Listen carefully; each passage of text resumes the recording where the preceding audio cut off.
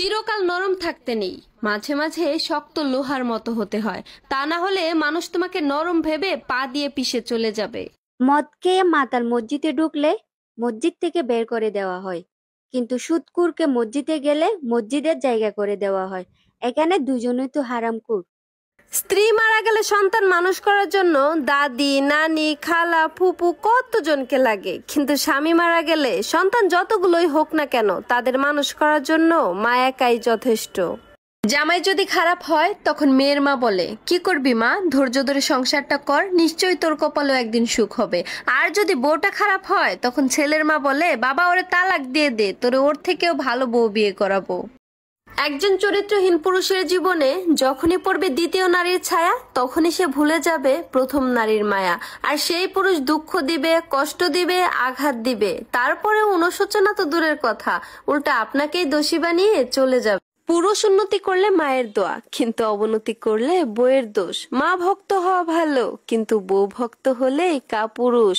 কিছু মানুষ তো বলে, আরে মা মরে গেলে মা কই পাবে, কিন্তু বউ মরে গেলে আরো 10টা বউ পাবে। হ্যাঁ, এটাই হচ্ছে আমাদের সমাজ। যেই নারীর স্বামী পাল্টানোর ইচ্ছা থাকে, যেই পুরুষের স্ত্রী পাল্টানোর ইচ্ছা থাকে, দয়া করে আপনারা সন্তান নিবেন না। কারণ আপনাদের ডিভোর্সের পর আপনারা দুজনেই জিতে যান, শুধু হেরে যায় সেই নিষ্পাপ সন্তানটা। একজন নারীও স্বামী পায়, একজন পুরুষও বউ পায়, কিন্তু সন্তানটা মা বাবা কোনো কিছুই পায় না। তরকারিতে লবণ বেশি দিলে যেমন তরকারি নষ্ট হয়ে যায়, ঠিক তেমনি স্বামীর সাথে সবসময় ঘ্যান ঘ্যান প্যান প্যান করলে স্বামীও নষ্ট হয়ে যায়। পুরুষ হলো বন্য ঘোড়ার মতন, রেগে গেলে সংসার উলট পালট হয়ে যাবে। তাই স্বামীকে রাগ দেখিয়ে নয়, বরং ভালোবেসে তাকে বশ মানাতে হবে। যেখানে সূর্য ডুবে গেলে তোমার ছায়াটাই আর তোমার পাশে থাকে না, সেখানে তুমি ভাবলে কি করে যে স্বার্থ ছাড়া কোনো মানুষ তোমার পাশে থাকবে? আসলে দুনিয়াটাই হচ্ছে স্বার্থের। স্বার্থ আছে যতদিন, আপন মানুষগুলো ঠিক ততদিন। আজ পর্যন্ত কোনো পুরুষ মানুষকে দেখিনি যে তার স্ত্রীর জন্য বাবা মাকে ছেড়ে দিয়েছে, কিন্তু এমন হাজারো নারীকে দেখেছি যে তার স্বামীর জন্য তার বাবা মাকে ত্যাগ করে দিয়েছে। আর আমার এই কথাটা অনেক ভাইয়াদের হয়তো বা খারাপ লাগবে, তবে এটাই সত্যি। আমি কখনোই চাই না যে আমার হাজবেন্ড আমার কথায় উঠুক আর বসুক, কারণ একজন পুরুষ মানুষ হচ্ছে ঘরের খুঁটির মতন। আর সেই খুঁটিটা যখন ঘরের মেয়ে মানুষ হয়, তখন ঘর এবং সংসার দুইটাই নড়বড় হয়ে যায়। তাই স্বামীকে গোলাম না বানিয়ে রাজা বানিয়ে রাখুন।